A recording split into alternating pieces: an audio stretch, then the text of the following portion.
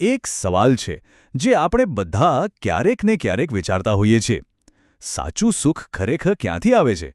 શું એ બહારની પરિસ્થિતિઓ પર આધાર રાખે છે કે પછી આપણી અંદર જ ક્યાંક છુપાયેલું છે?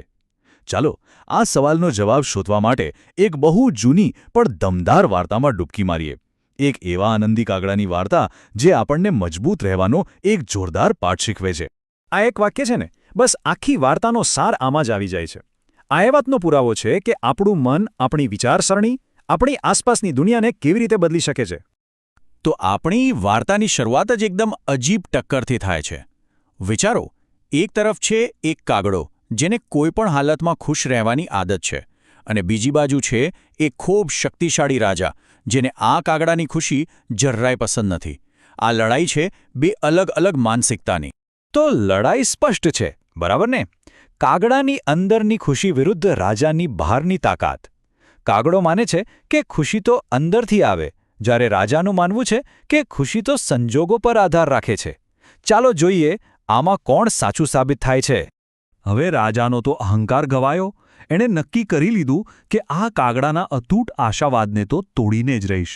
અને પછી એણે કાગડા પર એવી મુશ્કેલીઓ નાખવાનું શરૂ કર્યું કે કોઈ સામાન્ય માણસ તો તૂટી જ જાય.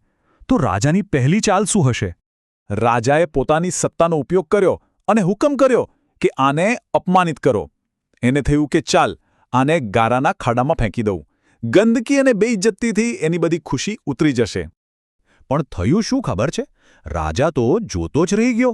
કાગડો દુઃખી થવાની જગ્યાએ તો મસ્તીથી ગારામાં રમી રહ્યો હતો, જાણે કોઈ રમત રમતો હોય. એણે તો સજાને પણ મજામાં ફરવી દીધી અને પાછો ગીત ગાવા લાગ્યો. ગારામાં લપસણું કરતા શીખીએ છીએ મિત્ર. હવે તો રાજાનો ગુસ્સો સાતમા આસમાને પહોંચી ગયો.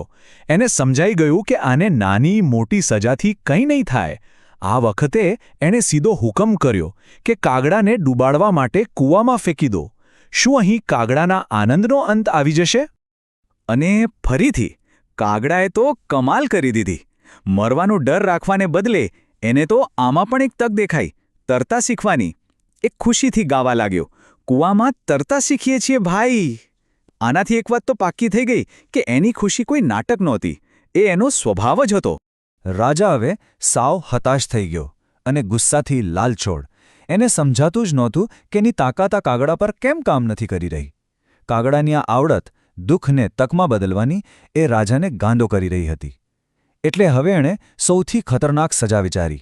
જરા વિચારો તો, એક પાંજરું જે આખું ધારદાર કાંટાઓથી ભરેલું છે. આ રાજાનો છેલ્લો દાવ હતો, શુદ્ધ શારીરિક પીડા.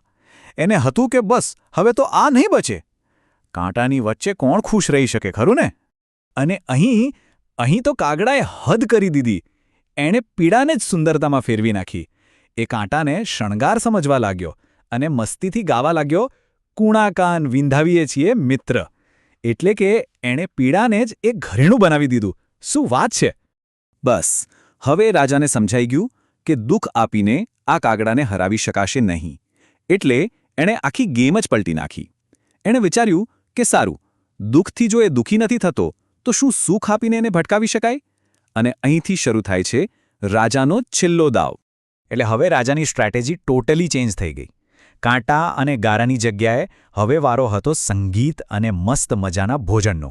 સવાલ એ છે કે શું કાગડો આ લાલચમાં ફસાઈ જશે? શું એ પોતાની અંદરની ખુશી ભૂલી જશે? તો રાજાએ શું કર્યું? એને કાગડાને એક સોનાના પાંજરામાં મૂક્યો. અને બાજુમાં કોણ? એક મધુર ગીતો ગાતી કોયલ. રાજાનો પ્લાન એ હતો કે કાગડાને ઈર્ષ્યા થાય, એને લાગે કે એની ખુશી તો કોયલ સામે કંઈ જ નથી. પણ રાજાની ગણતરી ફરી ખોટી પડી. કાગડાને ઈર્ષ્યા થવાને બદલે એ તો કોયલના ગીતો એન્જોય કરવા લાગ્યો. એ પાછો ગાવા લાગ્યો, કોયલના ટવકા સાંભળીએ છીએ ભાઈ. આનાથી એક વાત સાબિત થઈ ગઈ કે એની ખુશી કોઈ બચાવ માટે નહોતી, પણ દરેક પળને માણવાની એની આવડત હતી, ભલે પછી એ પળ સારી હોય કે ખરાબ. સારું, હવે રાજાએ બીજો પ્રયાસ કર્યો. આ વખતે એણે કાગડાને ભટકાવવા માટે સ્વાદિષ્ટ ભોજનનો સહારો લીધો. અને તમે સાચું જ વિચાર્યું. ફરી એકવાર કાગડાએ તો બસ એ પળને માણી. એણે મજાથી ખીર ખાધી અને ગાવા લાગ્યો, મીઠી ખીર ખાઈએ છીએ મિત્ર. આ બતાવે છે કે સાચી ખુશી એ વાત પર નથી કે આપણી સાથે શું થાય છે, પણ એ વાત પર છે કે આપણે એને કઈ નજરથી જોઈએ છીએ. અને અંતે રાજા હારી ગયો, સાવ તૂટી ગયો. એણે બધું જ અજમાવી જોયું, દુઃખ પણ આપ્યું, સુખ પણ આપ્યું, પણ કાગડાની અંદરની ખુશીને એ જરા પણ હલાવી ન શક્યો. એને સમજાઈ ગયું કે કાગડાનું જે રહસ્ય છે ને એ એની સમજણની બહાર છે, અને એણે હાર માની લીધી. રાજાને હવે એ જ્ઞાન લાદ્યું હતું કે કાગડાની ખુશીને બહારથી કંટ્રોલ કરી જ ન શકાય, એટલે એણે હુકમ કર્યો, કાગડાને આઝાદ કરી દો. અને કાગડો ઉડ્યો આકાશમાં, અને એનું છેલ્લું ગીત હતું, હવે અમે આઝાદ છીએ મિત્ર. એની જીત પાંજરામાંથી છૂટવાની નહોતી, એની જીત તો એના મનની જીત હતી. એણે સાબિત કરી દીધું કે સાચી આઝાદી તો આપણા મનમાં જ હોય છે. તો આ આખી વાતમાંથી આપણને શું શીખવા મળ્યું? કાગડાની જે રીત હતી ને એને આપણે 3 સિમ્પલ સ્ટેપ્સમાં સમજી શકીએ. પહેલું પગલું, જે પણ પરિસ્થિતિ છે એને સ્વીકારી લો.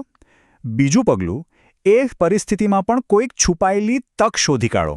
અને ત્રીજું પગલું, એ પરિસ્થિતિને એક નવા પોઝિટિવ દૃષ્ટિકોણથી જુઓ. અને નવાઈની વાત તો એ છે કે આ જૂની વાર્તાનો જે બોધ છે ને એ આજના મોડર્ન સાયકોલોજી સાથે એકદમ ફિટ બેસે છે.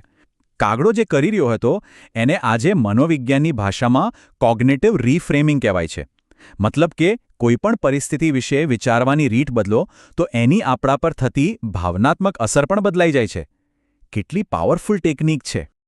તો ચાલો આ એક સવાલ સાથે આ વાતને પૂરી કરીએ. આપણા જીવનમાં એવો કયો કાંટો છે જેને આપણે કાનની કડી બનાવી શકીએ? કઈ એવી મુશ્કેલ પરિસ્થિતિ છે જેને આપણે એક અલગ નજરથી જોઈએ તો એ તક બની શકે? આ તો કાગડાનું રહસ્ય છે, અને કદાચ આપણા બધાની અંદર છુપાયેલી ખુશીને બહાર લાવવાની ચાવી પણ આ જ છે.